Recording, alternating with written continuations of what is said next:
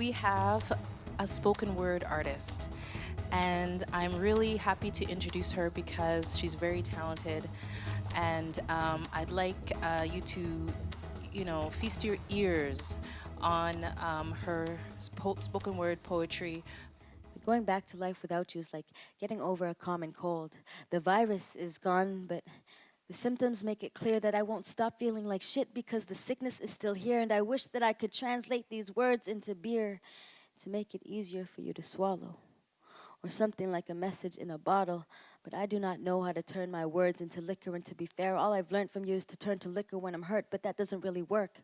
It never helps. So what I have to do is separate you from yourself, because the last thing you need is another drink. It impairs how you think, but you know that, don't you? Because you say you drink to push your problems away, but in reality, it only creates another mindset which thrives on mistakes, and it makes more for you to go through, but that's exactly what you go for, don't you? So today, I'm very delighted. We have a keynote speaker, Maxine Johnston, and we also have Stephen Smith, who is going to introduce Maxine Johnston. And following Maxine, he will enter into a space where there is a response. Level. I first became aware of Maxine's writings way back. I was writing a thesis in Australia, of all places, and I came across the phenomenology of dance. And I thought, what a wonderful text. And around that time, a little after that, I saw the publication, Thinking in Movement, 1981. And a lot of people were talking about thinking about movement, thinking through movement.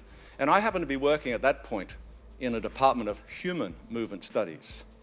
It was the first department of human movement studies in Australia at University of Queensland.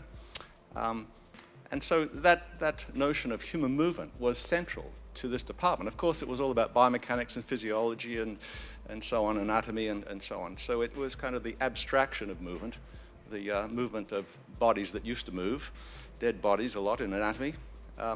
But this particular paper just struck a real chord with me, Thinking and Movement, just a wonderful text. And what I like about her work especially, it's a philosophy of practice. It's a philosophy that is connected to practice, moving out of that practice. It's a philosophy for a practice of the self, and what I'm particularly interested in, I'll touch on in my response, is a philosophy of the self and the self with others, which I think Maxine is moving to quite wonderfully. When we look at and listen to infants, we see and hear the smallest of human beings, beings who were formerly attuned and accustomed to a world inside, not only to an enclosed space where they were in immediate contact with the organs and sounds of a maternal body, but to a sensitively sensing and sense-developing body, a body alive to its changing and resting kinesthetic and tactile dynamics. We see and hear these infants directly now. What we see and hear are engaged bodies, mindful bodies, attentive to the feelings and perceptions of both an inside and an outside world, worlds that may now be calm, now agitated, now hushed, now shrill. In short, when we look at and hear infants directly, and in fact, when we look at and hear the young of species of avians and mammals directly, we look out on animate forms of life that are similarly engaged bodies. In doing so, we see and hear not embodied minds, but mindful bodies that create, or that in perfecting their coordination dynamics are in the process of learning to create synergies of meaningful movement.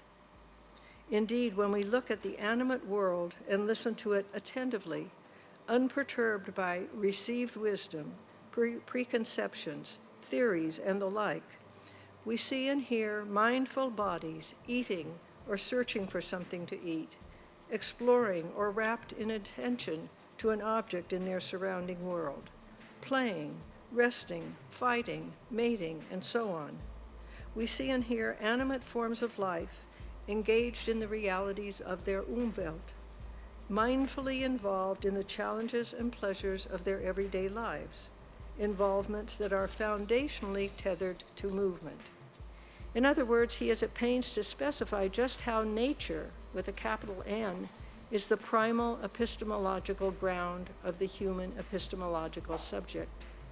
Specification of this primal epistemological ground is succinctly realized in the acknowledgement of spontaneity and if-then relationships, The I do that constitutes if-then relationships is an agentive developmental progression that originates on the basis of I move, which is to say that movement forms the I that moves before the I that moves forms movement.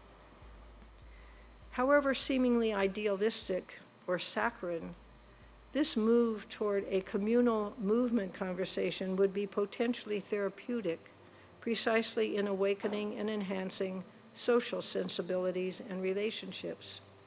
Participants in the silent conversation would indeed have the opportunity to draw on their natural, but commonly dormant capacity to listen to their own movement and the movement of others, to balance and to choose kinetically, and thus to move harmoniously with others, or in resistance to them. In contrast to their normal meetings where words dominate, and indeed where words commonly go in front of the person speaking, all persons would be livingly present here and now, not simply in the flesh, but in the full body wholeness of kinetically inclined feelings to move and of the actually realized, qualitatively inflected, kinesthetically felt movement dynamics themselves. So I want to pose the question of how and to what extent interspecies interactivity brings up life. I like that expression, bring up life, in attesting to the primacy of kinetic, kinesthetic, affective connectivity. So bring up life, and there's many renderings of that little phrase. Bring up life in the sense of the importance of the lived experience. Bring up life in the living experience, the presentness of that experience. Bring up life in the to-be-lived experience. Bring up life amidst the sciences that speak about life, biology, zoology, but kind of talk mostly about the representations of life, the representations of life. Bring up life in the phenomenological tradition, where, of course, that's central, lived experience, living experience.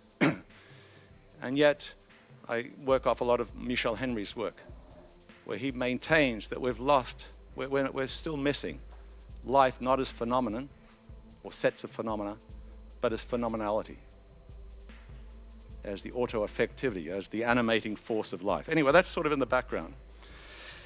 So Maxine writes, the moment I put an I or an ownership into the experience, I'm perceiving the movement, not feeling its dynamics, pure and simple.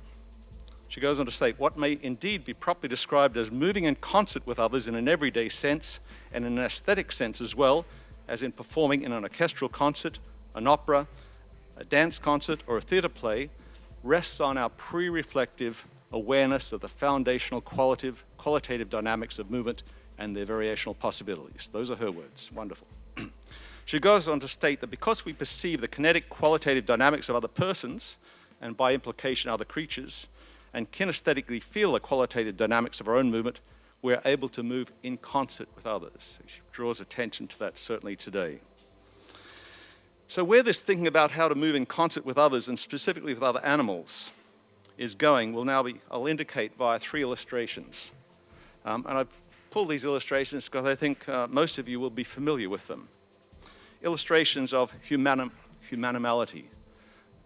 I like that word. It seems to be getting into our discourse now. Ralph has his journal called Humanimalia. It's a wonderful term, a hybrid term there, but I think it's suggestive. It really captures the question of what we mean by our relationship to other beings. As you were sketching it, showing the I move as preceding the I do, and the I do as preceding this eureka moment of the I can. And yet you were articulating these as I move, I do, I can. Given that they are all pre-linguistic, as you said, I just wanted to ask about the I. Is it really an I move? And is it really an I do? It seems to me it's only with that third moment after that eureka, I can, that there is a kind of necessarily a self experience. It seems to me it could be just movement. There is movement happening in the first gesture, and in the second, there's doing, or even perhaps the infant feeling a kind of imperative, do this. do this. But I don't get necessarily an I do and an I move. I totally agree with you. There's not an I in any linguistic sense. Right. So I don't mean in a linguistic sense. I was taking it as a sense of self. And is there necessarily, do you think, a sense of self right at that originary moment of movement? It depends on, if you want to talk about self as a construct, simply a construct, I would say no, there's the experience, but it's as if we're putting something there that is not there. It's a developmental awareness. Thanks. I think we're on the same track, and it's resonant with actually with Buddhist thinking in terms of a self. Thank you very much. We're on punto, right on time.